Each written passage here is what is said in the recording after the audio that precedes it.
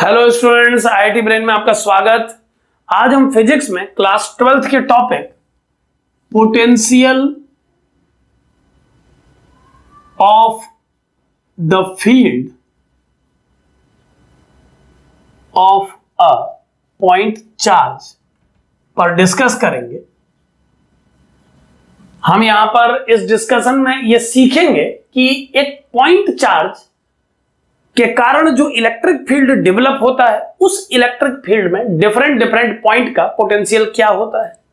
सो मान लीजिए ये एक पॉजिटिव चार्ज Q प्लेस है इस पोजीशन पर, और इस प्लस चार्ज ने अपने चारों तरफ स्फेरिकल सिमेट्री मेंटेन करते हुए इलेक्ट्रिक फील्ड डेवलप किया हुआ है। आप जानते हैं कि एक प्लस चार्ज से निकलने वाली electric field lines outward direction में मूव करेंगी और इन लाइनों में स्फेरिकल सिमेट्री होगी, यानी एक स्फीयर बनाते हुए चारों तरफ ऐसे फैलाई जा सकेंगी। अब आपको इस इलेक्ट्रिक फील्ड में जो इस चार्ज पार्टिकल ने क्रिएट किया है, किसी आर्बिट्रेरी पॉइंट P पर इलेक्ट्रिक पोटेंशियल कैलकुलेट करना है। उस फील्ड में आपको पोटेंशियल कैलकुलेट करना है जो फील्ड इस चार्ज पार्टिकल ने डेवलप किया है। तो जैसा हमने इससे पहले कई क्लिप में डिस्कस कर चुके हैं, हम पोटेंशियल को सिंगली कैलकुलेट न कर पाने की कंडीशन को भी समझा चुके हैं। यह बात हमारे बीच डिस्कस हो चुकी है कि पोटेंशियल को एक सिंगल टर्म के रूप में इंडिपेंडेंटली डिफाइन नहीं किया जा सकता, इसकी कोई एब्सोल्यूट वैल्यू नहीं होती है। सो उस बात को ध्यान में रखते हुए सबसे पहले हमें इस केस में एक रेफरेंस पॉइंट की रिक्वायरमेंट होगी। हमें सबसे पहले यह डिसाइड करना होगा कि जो ये प्रॉब्लम है, इसे सॉल्व करने के लिए हम किस पॉइंट को रेफरेंस पॉइंट कंसीडर करें। तो चूंकि हम जानते हैं कि इस चार्ज पार्टिकल से बनने वाला ये इलेक्ट्रिक फील्ड स्फेरिकली स्कैटर हो रहा है, तो इनफाइनाइट में पहुंचने तक इस इलेक्ट्रिक फील्ड की स्ट्रेंथ ऑलमोस्ट नेग्लिजिबल हो जाएगी। हालांकि पोटेंशियल के लिए रेफरेंस बनाने के लिए ऐसा कुछ बोलने की जरूरत नहीं है, फिर भी एक माइंड मेकअप करने के लिए मैं आपको बता रहा हूं कि इनफाइनाइट एक ऐसी पोजीशन होगी जहां पर आप पोटेंशियल को जीरो मान सकते हैं और उस जगह पर इलेक्ट्रिक फील्ड का स्ट्रेंथ वेक्टर भी ऑलमोस्ट जीरो ही है। सो इनफाइनाइट को एक रेफरेंस पॉइंट के रूप में लेते हुए, इनफाइनाइट के पोटेंशियल को जीरो मानते हुए हमें P पॉइंट पर पोटेंशियल को कैलकुलेट करना है। सो कैसे हम P पॉइंट पर पोटेंशियल को कैलकुलेट करेंगे, एक बार समझें। जो फंडामेंटल रूल हमने पोटेंशियल कैलकुलेशन के लिए बनाया है, मैं उसी रूल को इस क्वेश्चन में भी यूज कर रहा हूं। आप ध्यान से देखें, उस प्रिंसिपल का नाम 1-2-1-2 प्रिंसिपल रखा है मैंने, और मैं उस स्टेटमेंट को यहां पर लिख रहा हूं जो कि है v1 minus v2 equal to integration 1 to 2 e dot dr। अब अगर मैं P और इनफाइनाइट के बीच में इस फॉर्मूले को लिखूं तो यह बनेगा vp माइनस v इंफिनिटी, जिसे रेफरेंस मान लिया गया है, इक्वल टू इंटीग्रेशन 1 to 2, और 1 और 2 की अगर मैं लिमिट मेजरिंग पॉइंट जहां से डिस्टेंस में मेजर करूंगा इस प्रॉब्लम में, वहां से मेजर करके डिस्टेंसेस को लिखूं तो P पॉइंट तक के डिस्टेंस को मैं R मैग्नीट्यूड का और इनफाइनाइट तक इनफाइनाइट मान सकता हूं। और अब अगर मैं E डॉट dr की वैल्यू पुट करूं तो आप जानते हैं कि E डॉट dr को किसी एलिमेंट्री डिस्प्लेसमेंट के लिए सॉल्व किया जाएगा, और वो एलिमेंट्री डिस्प्लेसमेंट P और इंफिनिटी पॉइंट के बीच में कंसिडर किया जाएगा। सो Q पॉइंट से x डिस्टेंस पर मैं एक छोटा सा डिस्प्लेसमेंट dx कंसिडर कर रहा हूं।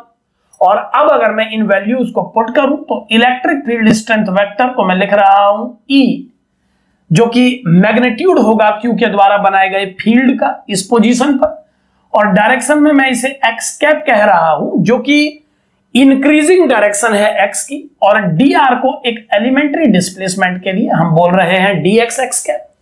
सॉल्व करने पर यह vp बन जाएगा integration r to infinity E का value 1/4 pi epsilon naught Q upon x square लिखा जा सकता है, और यह रिजल्ट हम अपने इलेक्ट्रिक फील्ड के क्लिप में डिस्कस कर चुके हैं। सो मैं उसे यहां यूज कर रहा हूं और अब डॉट प्रोडक्ट से मैंने x डॉट x की वैल्यू को 1 कर दिया है। इसे सॉल्व करने के स्टेप में हम देख पाएंगे कि ये इंटीग्रेट होके -1/x बन जाना चाहिए। और अब मैं इसमें लिमिट पुट करूंगा। x की पावर -2 का इंटीग्रेशन सिंपल है, मैंने इसे यहां डायरेक्ट अप्लाई कर दिया है, आप समझ सकते हैं। और अब अगर मैं इसमें वैल्यूज अप्लाई करूं तो ये बनेगा 1/4πε0q और ये टर्म बन जाएगा -1/∞ और माइनस और एक माइनस जो आएगा दोनों के बीच में अपर और लोअर लिमिट लगाते समय, वो दोनों माइनस मिलके प्लस बन जाएंगे और तब ये हो जाएगा 1/r। यानी ये आ गया value finally Vp equal to 1/4πε0q/r। So एक चार्ज पार्टिकल r डिस्टेंस पर जो पोटेंशियल डेवलप करता है वो 1/4πε0q/r फॉर्मूले से दिया जाता है। एक बात यहां पर ध्यान रखें कि Vp का फॉर्मूला निकल जाने के बाद कई स्टूडेंट पोटेंशियल को अलग तरह से समझने लगते हैं, वो इलेक्ट्रिक फील्ड की तरह इसका कैलकुलेशन करने लगते हैं। सो मेरा सजेशन है आपको कि आप ऐसा न करें। ये बात आप कभी ना भूलें कि एक पॉइंट को रेफरेंस मान के आपने इस पॉइंट के लिए पोटेंशियल डिफाइन किया है। आपने इनफाइनाइट को जीरो पोटेंशियल का पॉइंट माना है और पी पर पोटेंशियल इतना कैलकुलेट किया है। यहां पर आप समझें कि अगर आप इनफाइनाइट के पोटेंशियल को जीरो ना मान के V0 से प्रेजेंट कर देते तो आज इस स्टेप में जहां आपने V इंफिनिटी को जीरो पुट कर दिया था वहां पर एक V0 टर्म इन्वॉल्व हो जाता। आप समझ सकते हैं कि V2 अब V0 होता और ये V0 आपके कैलकुलेशन की हर लाइन में इन्वॉल्व रहता और ये V0 जब फाइनल लाइन में राइट साइड शिफ्ट किया जाता तो वो इस टर्म में आके ऐड हो जाता और आपका फाइनल आंसर अब 1/4πε0q/r प्लस V0 बनता। तो स्टूडेंट कभी ना भूलें कि ये V0 प्रॉब्लम में इन्वॉल्व रहेगा हमेशा। चूंकि हम इस V0 को इन्वॉल्व नहीं करना चाहते हैं तो हम इनफाइनाइट को जीरो पोटेंशियल मानते हुए अपने कैलकुलेशन को आगे बढ़ा लेते हैं। लेकिन फिर भी मैं सजेस्ट करूंगा कि आप ये बात याद रखें कि आप अपने फॉर्मूले इनफाइनाइट के रेफरेंस में लिखते हैं और आपका रेफरेंस अगर कुछ यूनिट चेंज कर दिया जाए तो हर पॉइंट के पोटेंशियल में स्पेस में उतने यूनिट का चेंज आ जाएगा। जैसे इनफाइनाइट को जीरो मान के पोटेंशियल का वैल्यू 1/4πε0q/r था तो पोटेंशियल को V0 मानने पर यह चेंज होके 1/4πε0q/r प्लस V0 आ गया। सो ये बात आपको ध्यान रखनी होगी। एक दूसरी बात की तरफ मैं आपको और ले जाता हूं कि अगर इस सिस्टम में एक चार्ज के बजाय कई चार्ज प्रेजेंट हो, मान लें कि आपको एक स्पेस में बहुत सारे चार्ज दिए गए हैं जो कि Q1 से लेकर Qn तक हैं, तो आप जानते हैं कि सभी चार्जेस अपनी सराउंडिंग में इलेक्ट्रिक फील्ड डेवलप करेंगे। सो उन सभी चार्जेस का जिनको मैं यहां प्रेजेंट कर रहा हूं, कुछ चार्जेस मैं इस स्क्रीन पे दिखा रहा हूं, आप मान लें कि ये चार्ज टोटली Qn तक हैं। अब इन सभी चार्जेस का अपना अपना फील्ड है।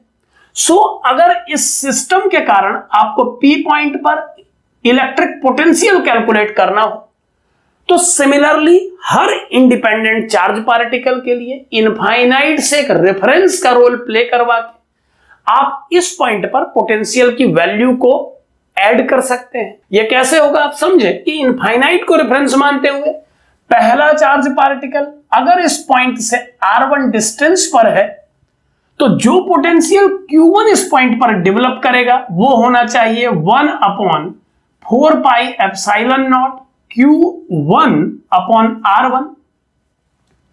ये रिजल्ट इनफाइनाइट के रेफरेंस में लिखा गया है और चूंकि सभी चार्जेस के लिए इनफाइनाइट रेफरेंस का रोल प्ले कर सकता है, सो इस Q2 के कारण इस पॉइंट पर पोटेंशियल को सिमिलरली प्रेजेंट किया जा पाएगा Q2/r2 के टर्म्स में, जहां R2 हम Q2 से इस पॉइंट P की डिस्टेंस को कहेंगे।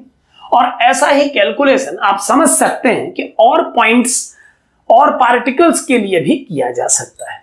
सो अब अगर हम इन सभी पोटेंशियल्स को P पर ऐड करें इनका रिजल्टेंट कैलकुलेट करने के लिए, तो जो फाइनल आउटकम होगा वो कुछ इस तरह का होगा, 1/4πε0 Q1/R1 प्लस 1/4πε0 Q2/R2, और ऐसे कई टर्म और आएंगे। ये टर्म आएंगे उतने टर्म्स तक जितने चार्ज पार्टिकल आपने कंसीडर किए हैं इस सिस्टम में। और अगर आप इसे सिग्मा समेशन के फॉर्म में लिखें तो P पॉइंट पर पोटेंशियल का वैल्यू फाइनली आ जाएगा 1/4πε0 सिग्मा QI/RI, जहां I की वैल्यू को आप पहले पार्टिकल से लेकर अंतिम पार्टिकल तक यूज कर सकते हैं। सो इस तरह से आप सभी चार्ज पार्टिकल का नेट पोटेंशियल इस पॉइंट पर कैलकुलेट कर सकते हैं। यह रिजल्ट इनफाइनाइट को रेफरेंस मान के कैलकुलेट किया गया है, यह बात आपको याद रखनी होगी। सो इनफाइनाइट को जीरो पोटेंशियल मानते हुए आपका यह रिजल्ट है एक मल्टी पार्टिकल सिस्टम के लिए जिसमें सिग्मा समेशन यूज किया गया है। ऐसा ही रिजल्ट बनाया जा सकता है इनफाइनाइट के किसी अदर रेफरेंस वैल्यू के लिए। सो इस तरह से आप वन पार्टिकल या मल्टी पार्टिकल सिस्टम के लिए पोटेंशियल की वैल्यू किसी आर्बिट्रेरी पॉइंट पर कैलकुलेट कर सकते हैं। Thank you.